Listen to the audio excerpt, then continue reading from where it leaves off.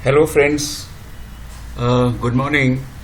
आज हम Sunday talk में देखते हैं कि निफ्टी और बैंक निफ्टी की एनालिसिस देखते हैं और इस बार संडे के जो हैं चैंपियंस कौन से स्टॉक्स हैं वो भी देख लेते हैं और ये देख लेते हैं कि कौन से जो स्टॉक्स हैं वो बेल अलार्म बजा रहे हैं, यानी कि जो स्टॉक्स हैं वो बाई के और सेल के टारगेट दे रहे हैं। तो फ्रेंड्स, हम सबसे पहले क्या करते हैं कि देखते हैं कि जो निफ्टी कैसा रहा ऑन फ्राइडे।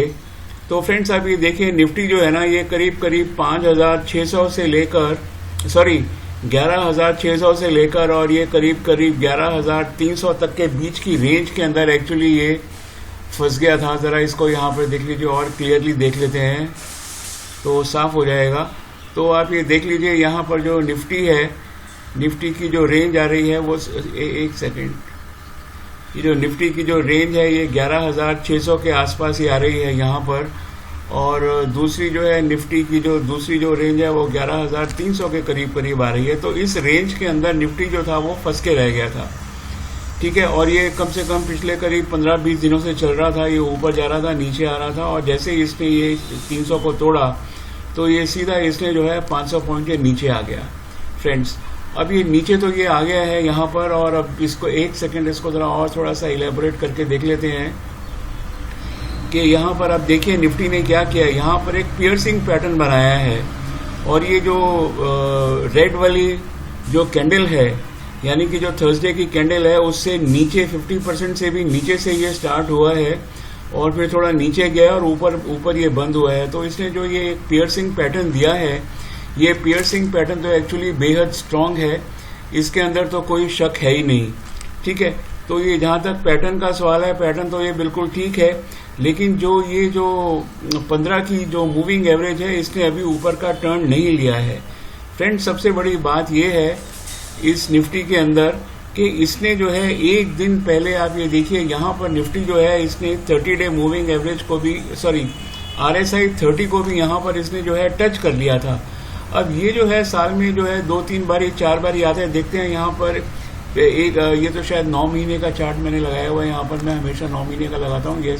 इसको 1 साल का कर लेते हैं तो देख लेते हैं कि 1 साल के अंदर निफ्टी है वो कितनी बार जो है ये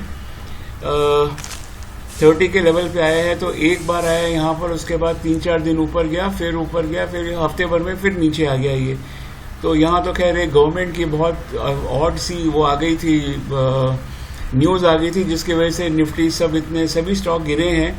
लेकिन ये निफ्टी यहाँ पर एक बारी नीचे आया है, 2 बारी नीचे आया है, और अब ये तीसरी बारी, मतलब हर 3-4 महीने में निफ्टी जो है वो नीचे ज़रूर आ जाता है। लेकिन फ्रेंड, सवाल ये नहीं है, सवाल ये है कि हर महीने में कम से कम एक बार देखिए तो निफ्टी जो है वो 300 से 500 पॉइंट गिरता ही है। ये देखिए यहाँ पर आप देख लीजिए, मैंने तो ये देख लिया है, ये 300 से 500 पॉइंट जो है महीने एक्चुअली 52 दिन में एक बार ही गिरता है। That is an average for the last 10 years.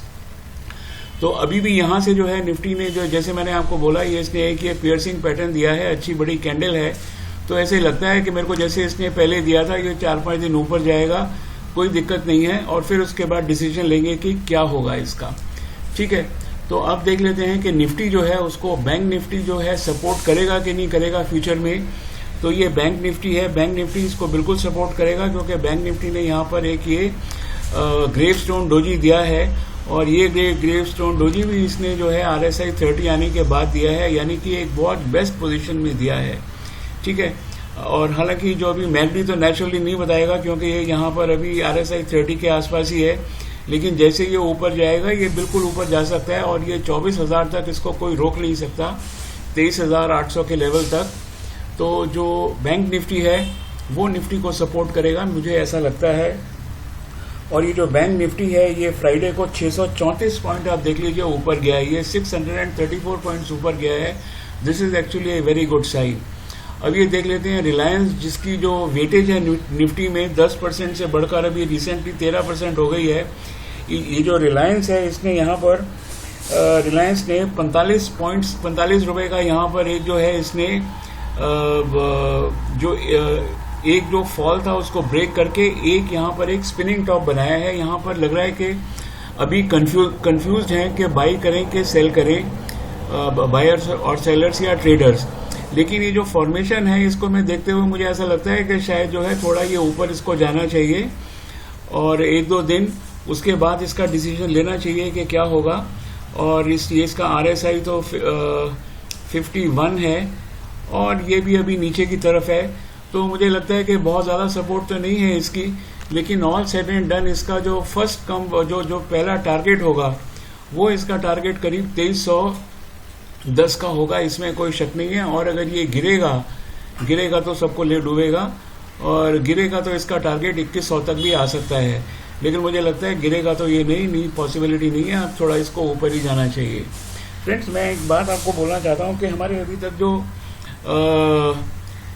Sentiments है ना वो इम्प्रूव कहीं पर भी नहीं हुए हैं, क्योंकि अभी Indo China war as it is है, US China war as it is tensionable है, कोविड की कहीं कोई ऐसी इम्प्रूवमेंट नहीं है, वैक्सीन का कोई ठिकाना नहीं है।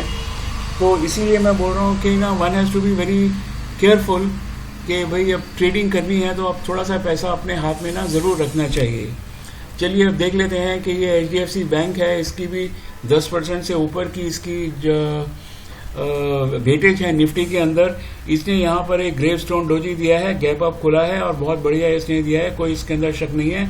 मुझे लगता है कि निफ्टी को अगर सपोर्ट करने के लिए फिलहाल बैंक निफ्टी भी है, रिलायंस भी है, HDFC बैंक भी है, तो अगर मंडे को कोई जो इंटरनेशनल जो क्लूज हैं वो अगर बहुत ख़राब नहीं हुए तो शेयर मार्केट को ये ऊपर ही जाना चाहिए, ऐसा ये दिखा रहे हैं। ठीक है फ्रेंड्स, अब ये देखिए यहाँ पर मैं एक चीज़ आपको बताना चाहता हूँ कि हमारी जो शेयर मार्केट है ना ये कंटिन्यूसली 1, 2, 3, 4, 5 दिन गिरी है।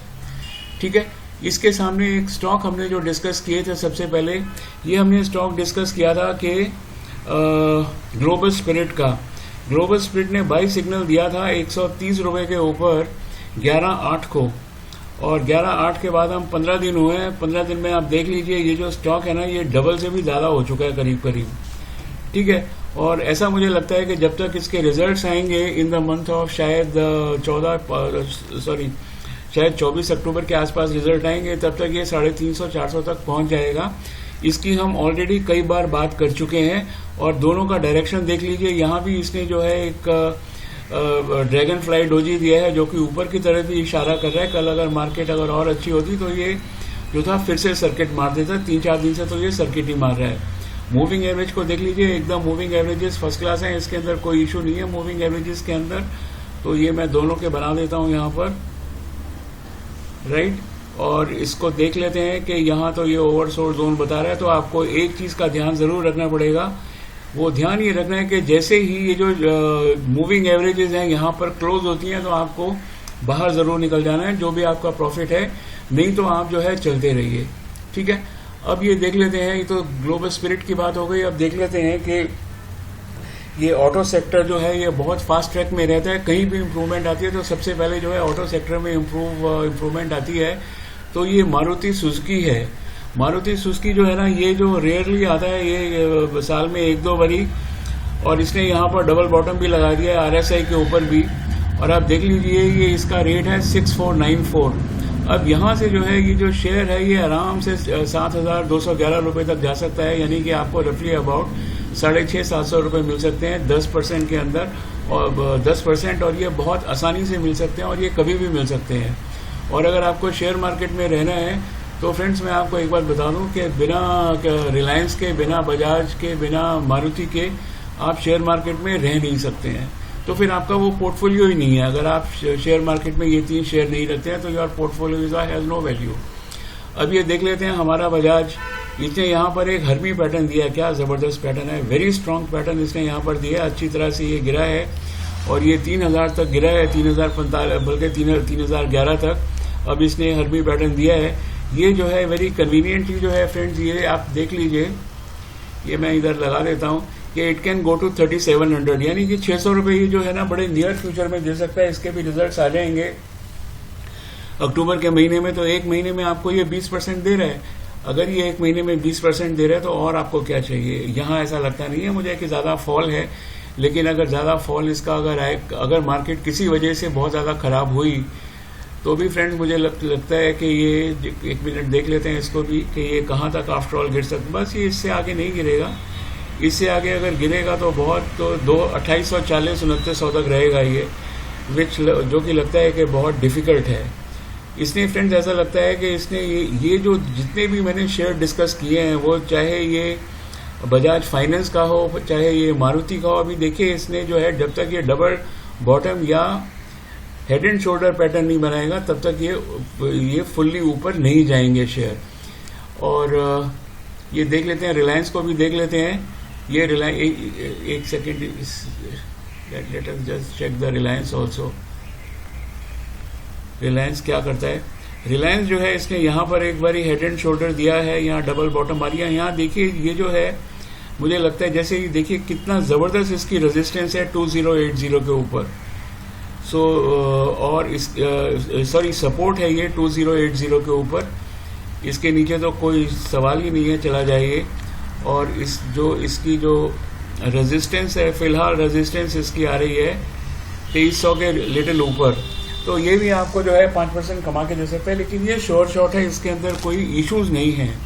तो फ्रेंड्स ये जो स्टॉक्स हैं लाइक रिलायंस है, HDFC बैंक है, मारुति है, बजाज है, इनको हमेशा अपने पोर्टफोलियो में रखिए।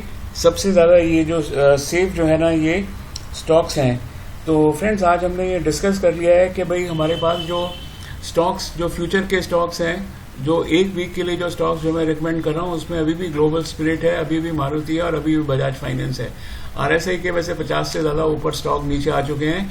आप दीपक फर्टिलाइजर खरीद लीजिए, सुदर्शन खरीद लीजिए, लॉरेस खरीद लीजिए, MCX खरीद लीजिए। दुनिया भर के स्टॉक्स RSI 30 के पास आसपास आए हुए हैं। All will give you money, लेकिन सबसे पहले जो मूव करेंगे वो लार्ज कैप मूव्स करेंगे, उसके बाद ही कोई और स्मॉल कैप या मिड कैप या स्मॉल कैप मूव करेंगे। सो मार्केट ऊपर उठ रही है, आप जरा लार्ज कैप में रहिए, they will go faster than the mid caps. Friends अगर आपको ये मेरा वीडियो पसंद आया है तो प्लीज़ इस वीडियो को लाइक करिए, सब्सक्राइब करिए, डाउनलोड करिए और मुझे बताइए कि मेरे को आगे क्या करना है। और नेक्स्ट वीडियो जो है मेरा 3-4 दिन के अंदर वापस आ जाएगा, एक नया वीडियो आ जाएगा। Thank you very much and have a nice day.